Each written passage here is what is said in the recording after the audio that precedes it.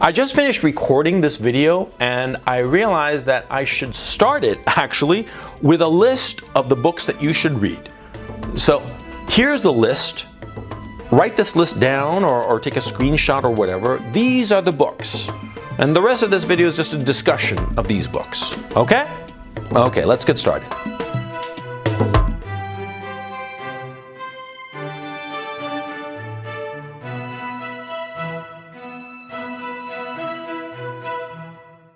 People have been asking me for a while to tell them what novels to read. I keep saying that, in the great 19th century novelists, there are so many human truths that you can find. And so they've asked me, what novels should I read then? Okay, so this video, I'm going to talk about specifically what novels you should read, which writers you should read, and why. Why these guys that I'm going to tell you about and everybody else you should just ignore. Or why should you pay more attention to these guys that I'm going to tell you? Because there are good reasons, right? And with every truth, see, if you cannot explain why something is true, then you have to re-examine it, then because it might not be true. You see what I mean? I can wholeheartedly say that the novelists I'm going to tell you to read are the ones to read. And I can give you good reasons, and so let's just get started. The first thing you have to understand is why you are reading novels, full stop. The reason you are reading novels is because they can teach you about human behavior, because the great novels were written by men who paid attention to other human beings, who looked at them, examined them as if under a microscope. And they related in sometimes very good prose and sometimes kind of crappy prose how human beings actually are.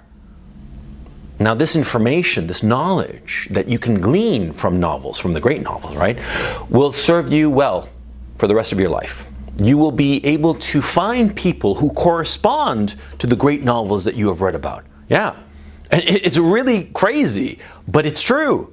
You will read Dostoevsky, you will read Chekhov, you will read whomever, and as you grow older, you'll come across people and you'll say, oh, this is just like that guy from Uncle Vanya.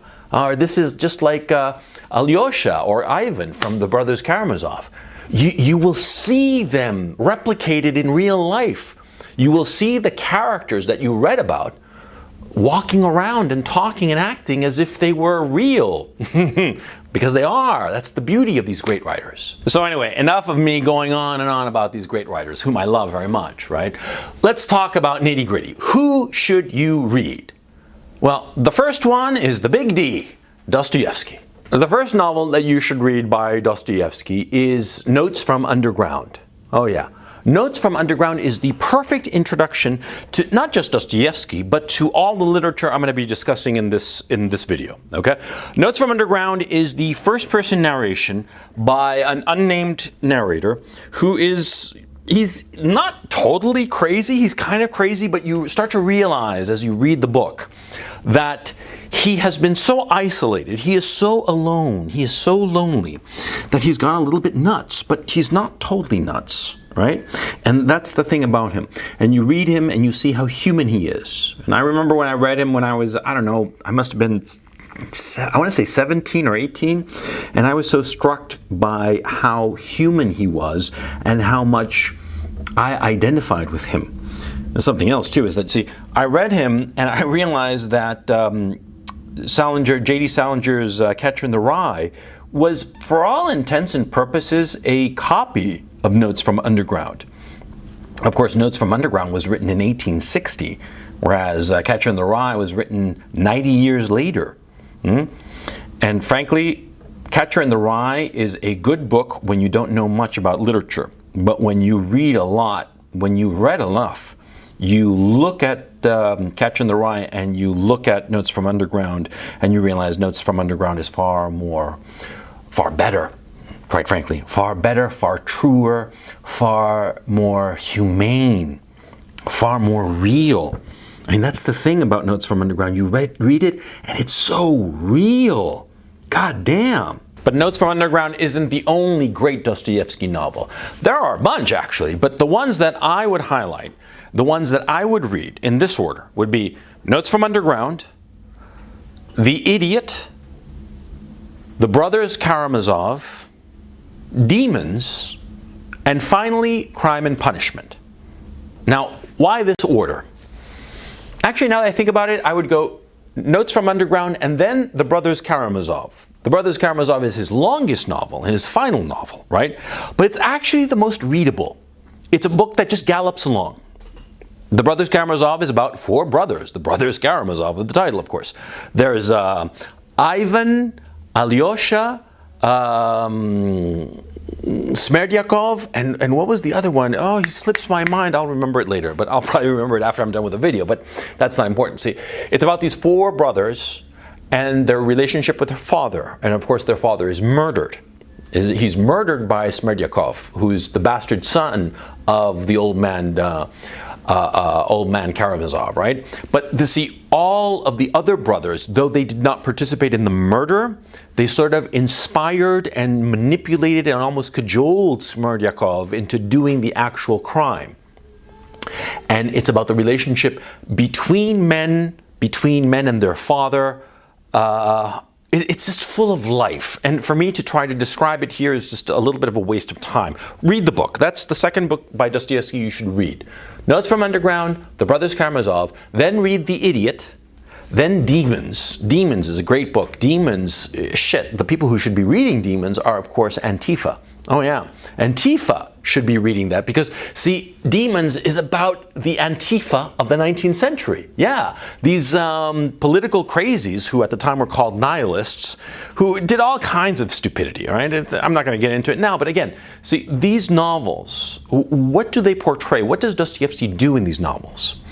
He gives each of his characters a clear psychological type and a clear psychological background.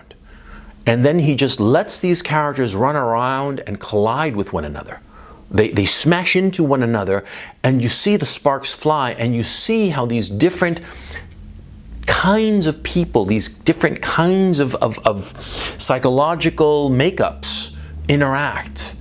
And it's startling because what happens is that, see, all of these novels were written in the 1860s and 70s, right?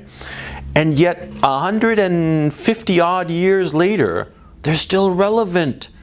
You read The Brothers Karamazov, you read The Idiot, you read Demons, you read Crime and Punishment, and you understand the characters because those characters are human beings, and human beings, they don't change.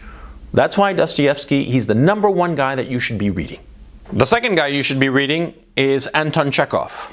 Now, Anton Chekhov is actually not a novelist, he's a playwright, of course. And he wrote some fantastic work that, again, is all about people. It's all about human psychology. It's all about how people interact and how their selfish desires clash with their desire to be good people and help one another, right? But the selfishness sometimes win, and sometimes the selfishness is submerged by altruism, by a desire for goodness, by a desire for grace. Now, Chekhov, I would say, is not so psychologically astute as Dostoevsky, or not as great a psychologist as Dostoevsky, right? But Chekhov shows something that sometimes eludes Dostoevsky because Dostoevsky is so trying to be psychologically real, psychologically true, that sometimes he misses out on what Chekhov captures so well, which is the desire of all human beings to strive towards something higher, for a higher purpose in life, to not just simply act out of psychological impulses, but rather to strive towards greatness in a spiritual sense. Even though Dostoevsky was a religious believer, Anton Chekhov captures that a little bit tighter, especially in plays like, well, there were the four major plays. There was The Cherry Orchard, there was Uncle Vanya, The Three Sisters, and what was the fourth one? It's slipping my mind now. But the point, these four plays are the ones that you should read. And I would suggest you start with Uncle Vanya.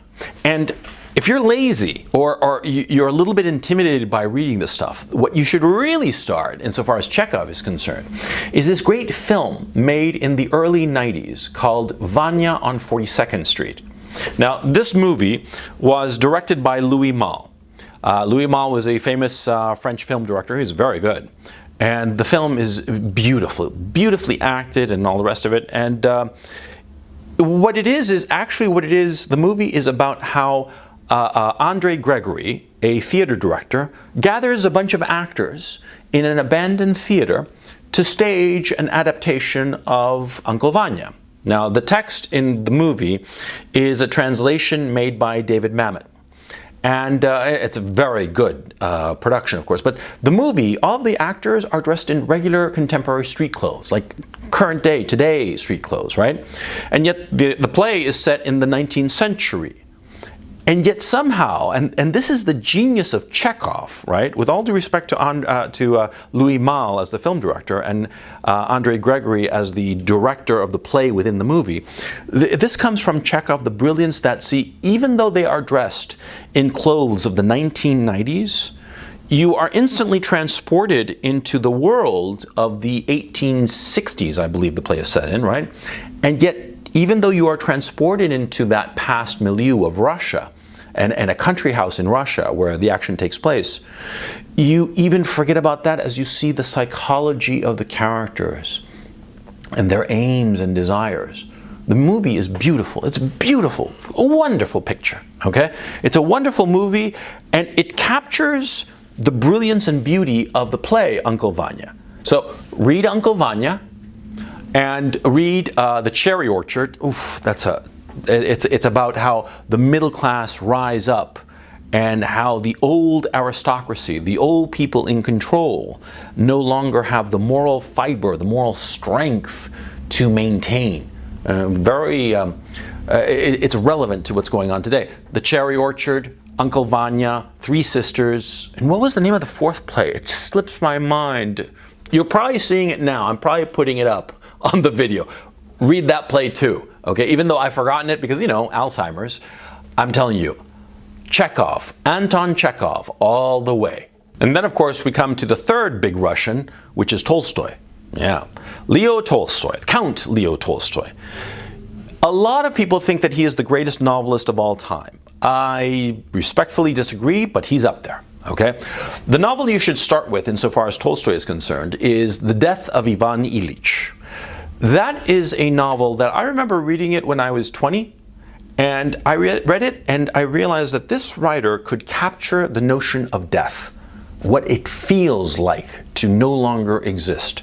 And that's the power of Tolstoy. He is able to put you into a mental state like few other writers have ever been able to do, okay, of any language. Even in a bad Tolstoy translation, you're going to get into the psychic space.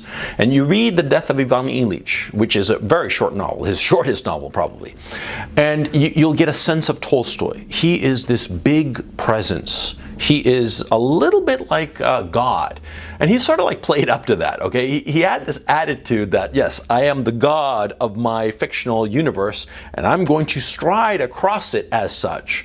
Yeah, he's got that thing going, that whole God complex going, but he tells you things that are true about human existence. So the first novel you should read is Ivan Ilyich, The Death of Ivan Ilyich by Leo Tolstoy. The second Tolstoy novel you should read is Anna Karenina. Anna Karenina is a powerful novel about domesticity, about the potential unhappiness of domesticity. It opens with the most famous line in literature, practically. He says, all happy families are all alike, but every unhappy family is different. Yeah, that's very, very true. You know, and Anna Karenina is about marriage. It's about domesticity. It's about the constraints of domesticity and how those constraints can be elevating and yet at the same time destructive. And it's a very powerful novel. The problem with Tolstoy is that he tends to idealize and make into a Mary Sue a certain kind of woman. Not quite a Mary Sue, but he tends to idealize a certain kind of petite blonde woman, right? Because this was his idealization of the perfect woman. And he kept inserting this perfect woman in just about every book that he ever wrote, right? But like the fiery central character of Anna Karenina, the namesake character, right? She is powerful, fiery, impulsive, very wise, very awake, very foolish, and ultimately her end is tragic. And of course it's a great novel because of it, because as you see her fate develop, as you see what her choices lead her to, you see not just the effects on herself, but the effects on everybody around her. And it's a powerful novel. And then after that, you should read War and Peace, or the Kreutzer Sonata. The Kreutzer Sonata is a short novel. So yeah, the Kreutzer Sonata, that would be a great novel. It's still controversial. Over 140 odd years after it was written, the Kreutzer Sonata is still controversial. That should say something about it. And as to War and Peace, excuse me, War and Peace is a great novel. It's a huge novel, right? But it's a little bit cold. It is a great novel, and it shows the Napoleonic conquest of Russia in the War of 1812 and all that. But great though it is, it teaches about people, but not as much as the other books, okay? War and Peace is an important book for Russia. It's an important book for Russian literature and the Russian national psyche. But insofar as understanding people, which is what the whole point of this video is about, it's about books that will teach you about people. It's Ivan Ilyich, Anna Karenina, the Kreutzer Sonata. And if you got time, read War and Peace. Yeah, but you're going to need a lot of time to read that monster. Oh yeah. Now, another playwright who's worth reading, that is sort of like, he teaches you a lot about people, but at the same time he's sort of like on the limit.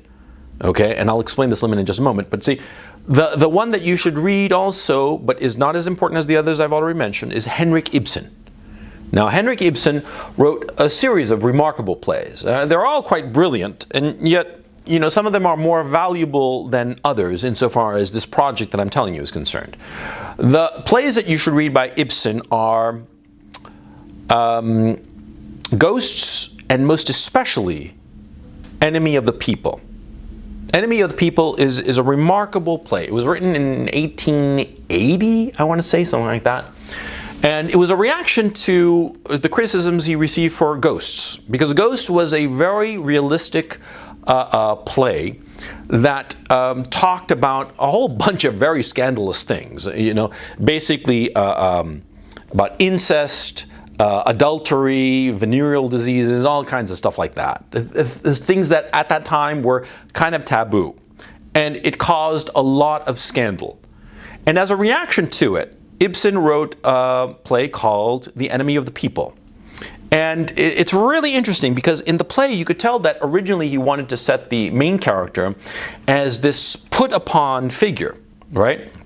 Because in the play, An Enemy of the People, it's about this character, and I forget the name of the guy, it's some Norwegian name or whatever, but the character, right, he is a doctor at a spa, and the waters of the spa are poisoned, right? And he, as the play opens, he's discovered this, and he decides that he's going to tell everybody the truth, right? The truth of what he has discovered. Which is kind of like what you'd think that Ibsen would think of himself insofar as bringing the truth of adultery, venereal disease, incest, and all the rest of it that he brought with Ghosts. Because everything in Ghosts is very human. It's very true. It's true of the human condition, right? And so Ibsen wrote this play, The Enemy of the People.